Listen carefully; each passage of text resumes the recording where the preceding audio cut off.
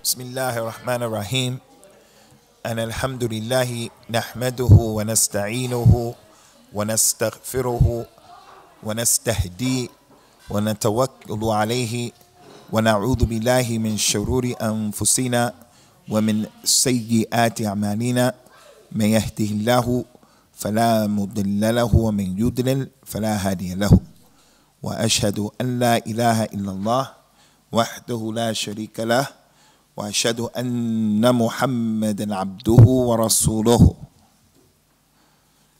يا أيها الذين آمنوا اتقوا الله حق تقاته ولا تموتن إلا وأنتم مسلمون يا أيها الناس اتقوا ربكم الذي خلقكم من نفس واحدة وخلق منها زوجها وبث منهما رجالا كثيرا ونساء واتقوا الله الذي تساءلون به والأرحام إن الله كان عليكم رقيبا يا أيها الذين آمنوا اتقوا الله وقولوا قولا سديدا يصلح لكم أعمالكم ويغفر لكم ذنوبكم ومن يطع الله ورسوله فقد فاز فوزا عظيما أما بعد فإن خير الكلام كلام الله وخير الهدى هدى رسول الله وشر الأمور محدثاتها وكل محدثة بدعة وكل بدعة ضلالة وكل ضلالة في النار. The last class that we had, the last time that we were together before the trip that I took, and there have been about 3 weeks that have expired since that time, so there's been a 3-week discontinuation. We left off on the hadith of Jibril. The hadith of Jibril. And the part of the hadith that we finished explaining the last time was the aspect where the Nabi sallallahu alayhi wasallam was explaining to Jibril and to this ummah about al-Emaan, the 6 arkan of al-Emaan, the 6 pillars of faith. We already did al-Emaan billah. What does it mean? Al-Emaan, we did al-Emaan billah. And al-Emaan in the malaika, the angels of Allah subhanahu wa ta'ala. And today, inshallah, we come to the third issue that was mentioned, and that is al-Emaan in the books of Allah Azza wa Jal. The books that He revealed up until the revelation of the Quran. Similar to the previous arkan, the previous pillars, al-Emaan, faith in the books, has many details connected to it. It's not enough for a Muslim to say, I believe in the book or the books, and just leaves it like that, and nothing else is expected of him. There are some Muslims who say, I believe in the book, and they don't pray. Some Muslims say, I believe in the book, and they don't wear hijab. Some people say, I believe in the book, and they drink khamr. I believe in the book, and they believe it's permissible to go and kill people, innocent people, in terrorist activities. They say, I believe in the book. It's more to it than just saying, I believe in the book. I have to believe in the book, and after making that statement, certain things have to happen, and others shouldn't be happening. So there are many points concerning al-Emaan in the books of Allah Azza wa Jal. Many. First one that we want to mention is, in the deen of Islam, we have been informed of a number of books. Not all of the books that have been revealed have we been told about in this religion. We've been told about only a few of them. Allah subhanahu wa ta'ala mentioned in the Quran, in the 2nd chapter of the Quran, Ali Imran, or the 3rd one, Ali Imran, in the beginning, Alif Lam Mim, Allahu la ilaha illahu al-hayyul qayyum, nazzala ilayka al-kitab bil-haq, musaddiqan lima bayni yadayhi, wa anzala at-tawrat wal-injil. Allah is the one who there is no other God worthy of worship except Him. He revealed to you, Ya Muhammad, He revealed to you the book, the Quran. He revealed to you the book. And it confirms what went before it from the other books. He also revealed to you the Torah and the Injil. So right there are three books that have been mentioned: the Quran and the Torah, which was given to Moses, Musa, and the Injil or the Bible, which was given to Isa ibn Maryam. Allah Ta'ala mentioned in the Quran, وَآتَيْنَا دَاوُودَ الزَّبُورَ, and verily we gave Dawood the Zabur, the Psalm. We gave Dawood the Zabur. So we have what's been mentioned in the Quran from the previous books: the Torah, the Injil, and the Zabur of Dawood. And then two other books were mentioned. Allah Ta'ala mentioned in Surah Al-A'la, Sabbih isma rabbika al-A'la. Inna hadha lafi suhuf al-ula, suhuf Ibrahima wa Musa. Verily this has been mentioned previously. It has been revealed and mentioned in the parchments, the suhuf of Ibrahim and the suhuf of Musa. So Musa was given the Torah, but he was also given some suhuf. The scholar said that the suhuf are some parchments that were given to him and some parchments that were given to Ibrahim. Those are the only books that have been revealed that we know about. We cannot come in Islam and say that there are no other books. We don't know about that. We only talk about what we know. In the narrative, the Islamic narrative, those are the only books that we know about. Concerning those books, the message of each and every one of those books, the core message, the essence of those books, was calling the people to the monotheism of Allah. It wasn't calling to murder.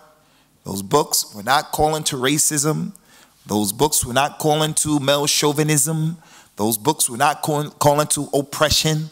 They were calling mankind, the prophets who these books were revealed on, and they were sent to their respective people. The message, the main message, was to tell those people to worship Allah alone. That's the main message.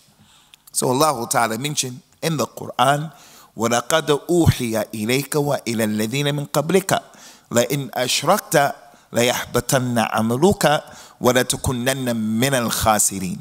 It has been revealed to you, Ya Muhammad, in this book, and it was revealed to the messengers who came before you, that if any of you make shirk, it's going to render your deeds null and void. So that goes to show that the core message of the book is at-Tawheed, the oneness of Allah. It also goes to show, the ayat, the verse said, it was revealed to you in this book and to the messengers before you. So that helps us to show that we understand you cannot reject and deny that other books came down. We only know about what I just mentioned in the Quran and in the authentic Sunnah. Another proof that show the message of these books is at-Tawheed, the monotheism of Allah Azza wa Jal, is Allah Ta'ala mentioned many ayat. He said, وَمَا أَرْسَلْنَا مِن قَبْلِكَ مِن رَسُولٍ إِلَّا نُوحِي إِلَيْهِ أَنَّهُ لَا إِلَهَ إِلَّا أَنَا فَاعْبُدُونِي. We never sent before you a messenger, and this is another proof that you can't reject or deny that there are other books. We never sent before you any messenger except that we revealed to him that there is no other God worthy of worship except me, so therefore worship me. So those are the first 2 points about faith in the books, the 6 pillars of Al-Emaan. Believe in Allah, believe in the angels, believe in the books, believe in the messengers, believe in the last day, believe in the Qadr. Each one of these, they have their details. It's not enough just to say, I believe in Allah. And then the individual comes and he's worshiping Jesus. The Muslim, he's worshiping some dead man in the cave or grave somewhere, believing that that individual can hurt or help him in some kind of a way, but he claims he believes in the book. There are details. And we're just scratching the surface and mentioning some of these details. Point number 3 about Al-Emaan in the books is that we understand from the authentic Sunnah of Rasulullah sallallahu alaihi wasallam, all of the books that we mentioned that we know about, all of them were revealed in the blessed month of Ramadan.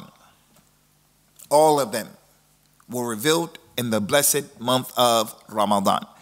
And what was collected by Imam al-Tabarani in his book of hadith on the authority of Wathila radiyallahu anhu, the Nabi sallallahu alayhi wa sallam mentioned unzilat suhuf Ibrahim awwal laylatin min shahri Ramadan wa unzilat at-Tawrat li sittin madat min Ramadan wa unzila al-Injil li 13 madat min Ramadan وأنزل الزبور ل18 خلت من رمضان وأنزل القرآن ل24 خلت من رمضان. And that authentic hadith, maybe this is new information for some of you, but it's an important point. One of the reasons why the month of Ramadan has been designated as the month of fasting is, as Allah has said, شهر رمضان الذي أنزل فيه القرآن. The month of Ramadan is the month that the Quran was revealed in it. Allah went on to say, because of that you should fast, because it came down in that month. Because of that you should fast.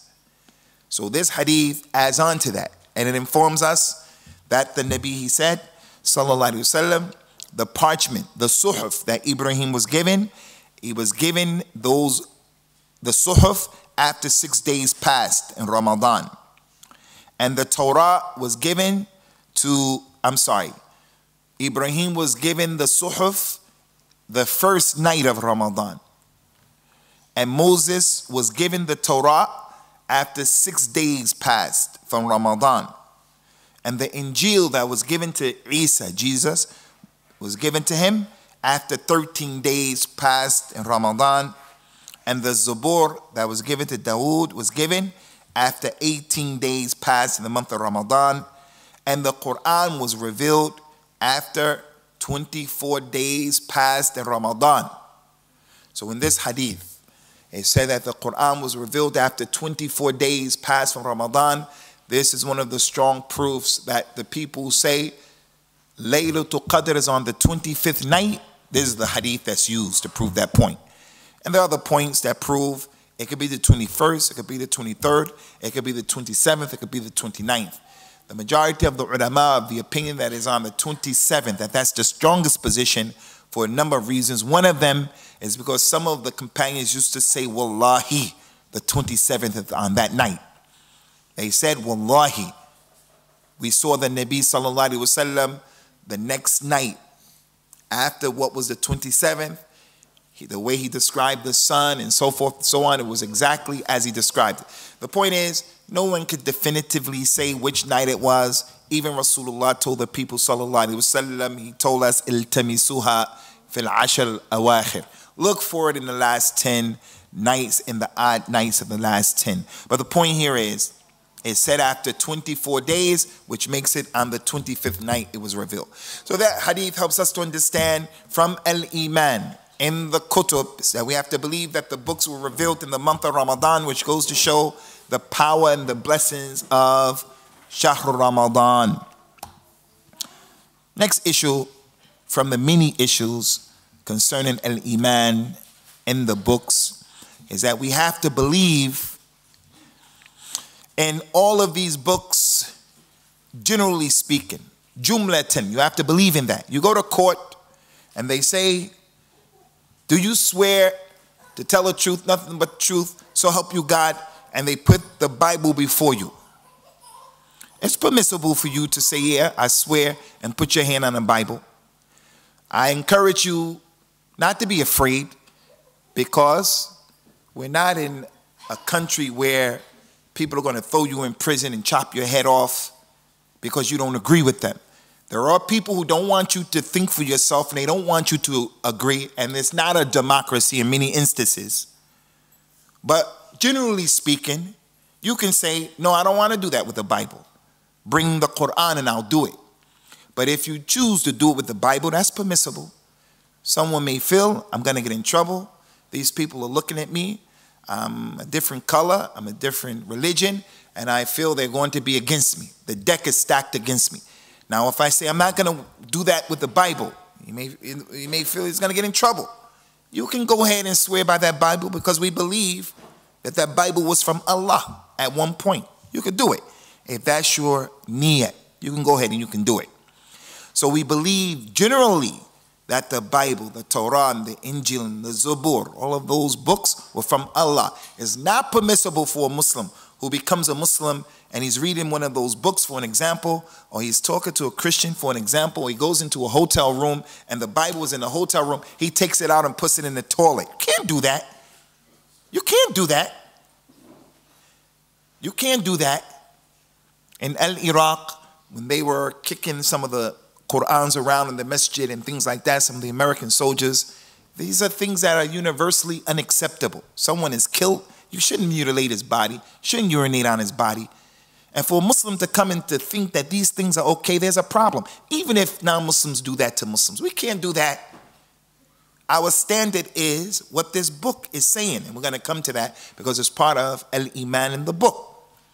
To judge by the book and not to judge by your sheikh said, your ideology, your culture. That's not what Al-Islam is requesting from us, making obligatory upon us. So the point here is, Ikhwani, generally speaking, we believe in all of these books. It's wajib. Allah Ta'ala mentioned in the Quran, قُولُوا آمَنَّا بِمَا أُنزِلَ إِلَيْنَا وَمَا أُنزِلَ إلى إبراهيم وإسماعيل وإسحاق ويعقوب والأسباط ما أوتي موسى وعيسى وما أوتي النبيون من ربهم. Tell them, Ya Muhammad, tell them, we believe in what was revealed to us. And we believe in what was revealed to Ibrahim and to Ismail and to Ishaq and to Yaqub and to the tribes. This ayah verse proves revelation came to Ishaq, Yaqub, Ismail. But what's the name of those books? We don't know. And they seem to be different from the Suhuf of Ibrahim. So again, the 5 sources that have been revealed, no one can come and say that's it. That's all that's been revealed. Other books could have been revealed to those prophets and the messengers. The point is, tell them, we believe in what was revealed to us, what was revealed to Ibrahim, Ismail, Ishaq, Yaqub, in the tribes, what was given to Moses, what was given to Jesus, and what was given to the other prophets from their Lord. So that verse goes to show, generally speaking, we have to believe in all of that and not reject it and not deny it. But we have to also believe that those books have been tampered with, they have been changed, additions have been made in it, things have been subtracted from it. People came and they're placing more emphasis on the explanation of it. The Torah of Musa, right now, the Torah. There's a book that explains the Torah called the Talmud. The Talmud is the explanation of the scholars of the Jews, who the average practicing Jewish person is relying more on the explanation than the book itself. And that's what happened in Islam as well with the Muslims, especially the traditional Muslims. The traditional Muslims. We bring the Muslim Imam from Pakistan, from Bangladesh. He can't speak English, can't relate to us, can't relate to our youth. We don't know what he's talking about. He doesn't understand us. We don't understand him. And this is just an example. And this is not always the case. But the point is, those people tell us, don't read the Quran. Because even if you read it and you understand it, you're wrong. Let us explain the Quran to you. No, you can read the Quran. You can read the Quran directly and try to get an understanding from the Quran. But at the same time, we're going to use the tafsir of the ulama, the scholars of the sunnah, the scholars of purity, not the scholars of hocus pocus, khurafat, the scholars of the sunnah. They're going to help us to understand the book of Allah. So we have to believe that those other books have been tampered with because Allah subhanahu wa ta'ala mentioned that in the Quran. He said in the Quran, فَوَيْلٌ لِلَّذِينَ يَكْتُبُونَ الْكِتَابَ بِأَيْدِيهِمْ ثُمَّ يَقُولُونَ هَذَا مِنْ عِنْدِ اللَّهِ. Woe unto those people who write the book with their own hands, and then they say, this is from Allah. لِيَشْتَرُوا بِهِ ثَمَنًا قَلِيلًا فَوَيْلٌ لَهُم مِّمَّا كَتَبَتْ أَيْدِيهِمْ وَوَيْلٌ لَهُم مِّمَّا يَكْسِبُونَ. They took the Quran, the Torah, and the Injil, and they added on to it, and they subtracted from it. The Christian today, he can eat swine. He can eat it.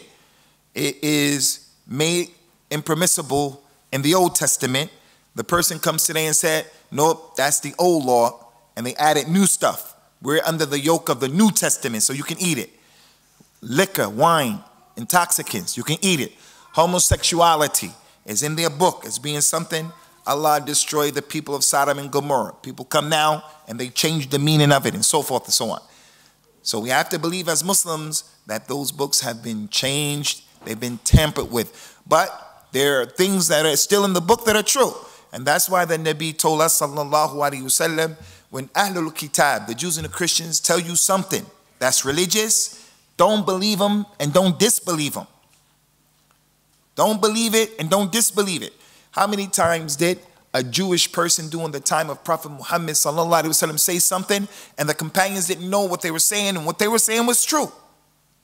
Aisha was sitting with a Jewish lady who said, you know, you Muslims, you make shirk with Allah. She said, how? What are you talking about? We make shirk. This is the religion of Tawheed, monotheism. What are you talking about? We're not like those Christians who worship Jesus. We don't make shirk. The Jewish lady said, yes, you do, because you say, Ma sha'Allah wa sha'a Muhammad. It is as Allah wants and as Muhammad wants. Aisha didn't say anything. The Prophet came, sallallahu alaihi wasallam, she told him the story. The Nabi said the Jewish lady told the truth. If you say, Ma sha'a Muhammad, you're making shirk, because Muhammad doesn't have anything to do with it. It's all Allah's decision, only. So the point here is, the Nabi told us, when the Jews, Christians tell you something that's religious, don't believe it, don't disbelieve it. We believe it if our religion supports it. We disbelieve it if our religion rejects it. And if we don't have proof in our religion, we stay quiet. Now I want to ask you this question I asked you before. I hope no one gets it wrong, okay? Concerning this issue. The first person who was created in the Bible, in the Torah, and the Injil, said that the first human being that was created was Adam. Do we believe that? We believe that. In the Bible, it said that Adam's wife, Hawa, Eve, was created from him. Do we believe that? We believe that because in our religion it said that. Okay, second thing. In the Bible it said that Allah, God, he has some sons. This one was Allah's son, that one was his son, this one was his son. As for Jesus being his only begotten son, that's something that came and added on much later. But in the Bible, this one is his son, Joshua is his son, Yaqub is his son. So many people are his sons. Do we believe that? We don't believe that. Something that we don't believe. The Torah said that the Jews are God's chosen people. They can do whatever they want to do. If this is someone else's land, they could just go and take the land, although his father, his grandfather's been there for centuries. Do we believe that that's okay? No, we don't believe that that's okay. They were Allah's chosen people at one time. When they broke the agreement, then the situation changed. Islam came and abrogated that. Now the question is, the tree that Allah told Adam, don't approach that tree. The Bible said it was an apple tree. Do we believe that? We don't believe it? How do we look at it? We don't know. We don't believe it. We don't disbelieve it. We say Allah A'lam because we don't know. And we don't waste a lot of time debating about this. Me and Ajmal, it's an apple tree. No, it wasn't. It's an apple tree. No, it wasn't. It's an apple tree. No, it wasn't. It was an apple tree. No, it wasn't. It's an apple tree. And it's time for Salat. We go and we pray. After Salat, it's an apple tree. No, it wasn't. It's an apple tree. These types of debates and this type of discussion has no benefit in it. And Allah mentioned in the Quran, وَلَا تَقْفُ مَا لَيْسَ لَكَ بِهِ عِلْمٍ. Don't put your foot in the arena that has no business. You don't know what you're talking about. You're just guessing. Don't do that. Talk with knowledge. If you don't know, say Allah knows best. So the point, Ikhwani, is some of what is in the book is authentic, is true, is consistent with our deen, and much of it has been changed. So generally speaking, we believe in it. Part of what we have to understand about Al-Emaan in the books is the Quran. We have to understand that the Quran is the Khairul Kalam. As we mentioned when we opened up in Arabic, Inna Khairul Kalam, Kalamullah. The best speech is the speech of Allah that the Nabi used to say, sallallahu alaihi wasallam. And the best speech of Allah, his best speech also is the Torah and the Injil, when it was the speech of Allah. Part of Al-Iman in the Kutub is to believe that those books were the Kalam of Allah. From him it came and to him they returned. from what we believe is that the Quran is muhaymin. Muhaymin. It is over the other books. It has been made to be dominant over the other books. It abrogated the other books. Allah subhanahu wa ta'ala mentioned in the Quran, وَأَنزَلْنَا إِلَيْكَ الْكِتَابَ بِالْحَقِّ مُصَدِّقًا لِمَا بَيْنَ يَدَيْهِ مِنَ الْكِتَابِ وَمُهَيْمِنًا عَلَيْهِ. We have revealed to you the book in truth, confirming what went before it, what went before this book from the other books, and it is muhaymin, it is dominant over those other books. Lastly, ikhwani, from the many things that could be mentioned is that concerning the Quran, we have to make judgment based on the Quran and hukum to the Quran. فَاحْكُمُوا بَيْنَهُمْ بِمَا أَرَاكَ اللَّهُ. Judge between them and what Allah Ta'ala has revealed. فَاحْكُمُوا بَيْنَهُمْ بِمَا أَنزَلَ اللَّهُ. Judge between them based upon what Allah revealed. وَمَنْ لَمْ يَحْكُمْ بِمَا أَنزَلَ اللَّهُ فَأُولَٰئِكَ هُمُ الْكَافِرُونَ. Whoever does not judge by what Allah revealed, then those are the ones who are the disbelievers. You can't judge to the Torah, can't judge to the Injil, can't judge to the Zabur. And many other issues can be mentioned, but we're going to stop right here. And just because we have a lot of young people here and we have to make this message clear and consistent, I haven't been with you people for some time. I have to say to you young people, current event today is the issue that happened in Boston recently. That is a tragedy. Tragedy. It's against the religion of Al-Islam. I don't know who did it. You don't know who did it. We don't know who did it. First thing I want to tell you people is, don't be happy when things like that happen. It's not our religion. The Quran doesn't allow for a person. Part of having al-Emaan in that Quran, part of it is to judge by it, to form our opinions by it. And we're not happy when oppression takes place in the earth. 8-year-old boy lost his life because he just want to go see some people running a race and he's going to lose his life. That's unacceptable by any stretch of the imagination. No one accepted if he knew the message of this Quran, the value that the Quran places on life. That's first point. I told you people, and I tell you again, beware of extreme thinking people. It's one thing not to be apologetic about your religion. This Quran, I hope, will be judged in the land. It's what I want, personally. So I'm a Muslim. Some people may think that's extreme, but that's my right to believe that. I'm not going to harm you because of that's my belief. So don't be apologetic about what you believe in, but at the same time, it is extreme to want to harm people or to support when other people are harmed.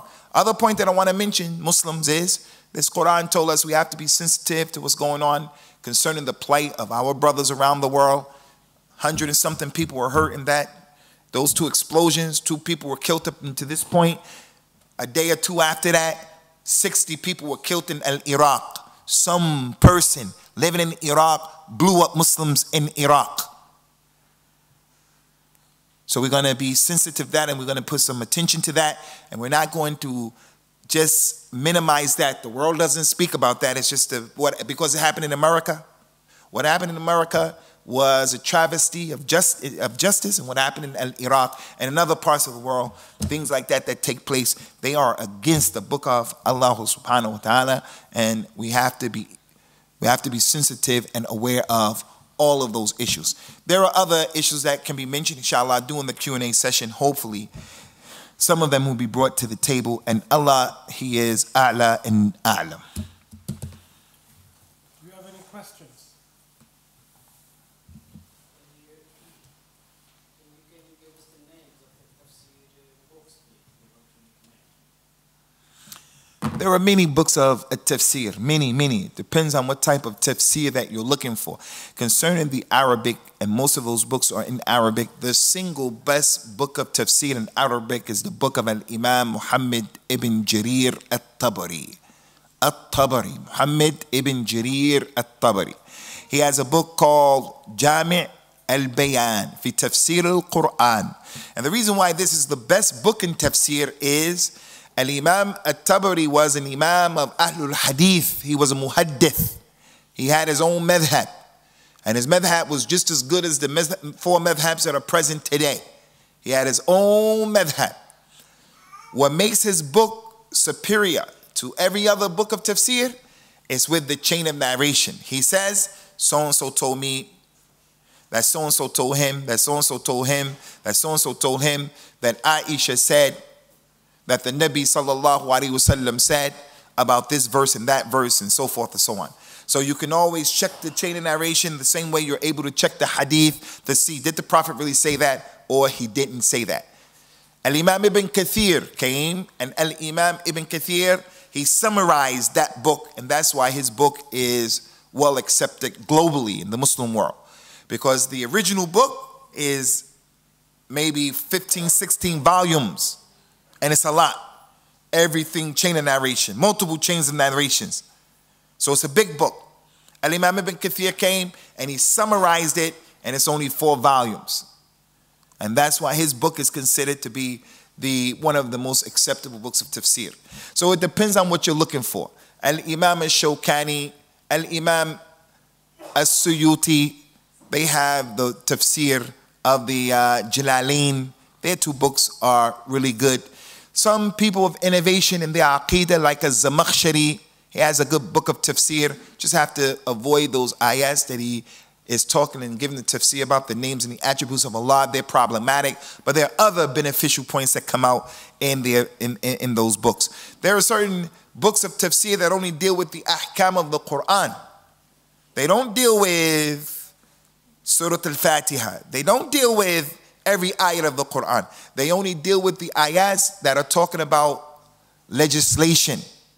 Like Al-Imam Al-Qassas, he has that book. Al-Imam Al-Shafi'i had a book about the ahkam of the Quran. Al-Imam Al-Qurtubi, who was from Spain, he's just only going to deal with those verses that are talking about wudu, zakat, fasting, the woman's hijab, things like that. Another type of tafsir of the Quran are those tafsirs for the emphasis is on the language of the Quran, the i'rab of the Quran. So when you say, can we mention some of the tafsir of the Quran?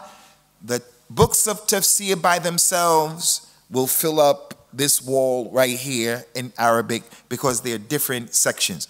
In English, I think the only tafsir book that's available is the tafsir of Ibn Kathir. So I would encourage you brothers to get that book, inshallah ta'ala.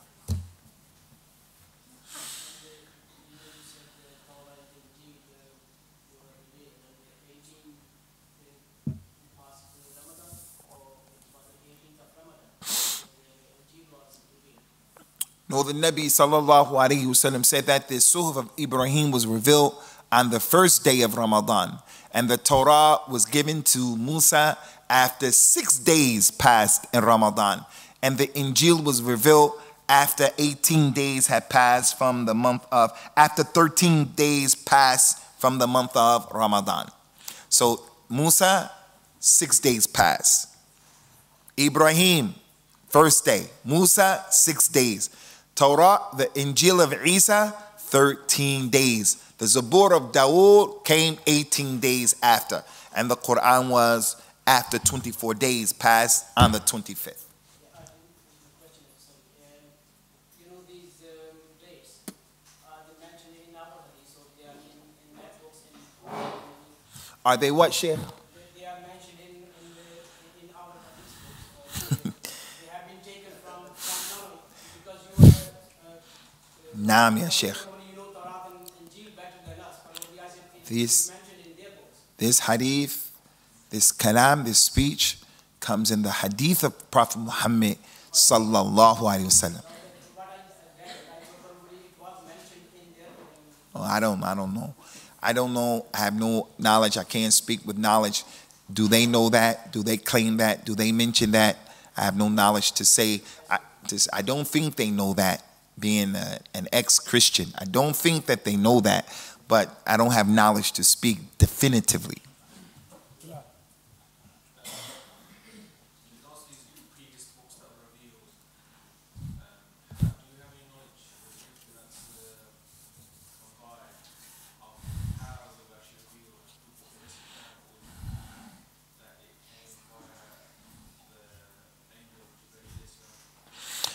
It's a good question, Akhi Bilal. What we know is that Jibril, his wazifa, his mas'uliyah, his responsibility He's the archangel, and the reason why he's the archangel is his responsibility is and was to bring down the revelation. So we know that he brought down the revelation of the other books. But how were they revealed? Were they revealed like the Quran over a period of 23 years in piecemeal as the situation warranted? Or was it revealed at one time? Allah knows best about those types of details.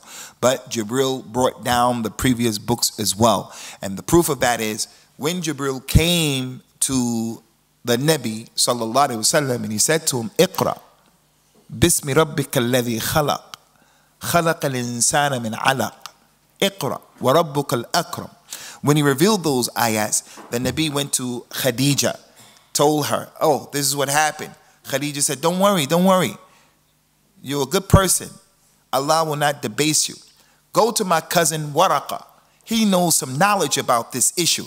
My cousin Waraqa, Ibn Nawfal, he knows about it. When the Nabi went to Waraqa, who had some knowledge about Christianity and Judaism, he went and he told him, and Waraqa said, that is the Namus who came to Musa. He said, that's the Namus that used to come to Musa. He said, I wish I was young when your people are going to put you out of Mecca. He said, are people going to put me out of Mecca? He said, no man ever came with the message that you have been given now, except that his people opposed him and they tried to isolate him and put him out of his place of residence. So that's a dalil that the Nabi sallallahu alaihi wasallam was given the book of the Quran by Musa, by Jibril, and the rest of the prophets and the messengers. As for the tafasil, the details, Allah is a'la and a'lam. Quick question, Abu Usamah. With regarding to the books, I know you mentioned about kicking the Quran or defacing other books.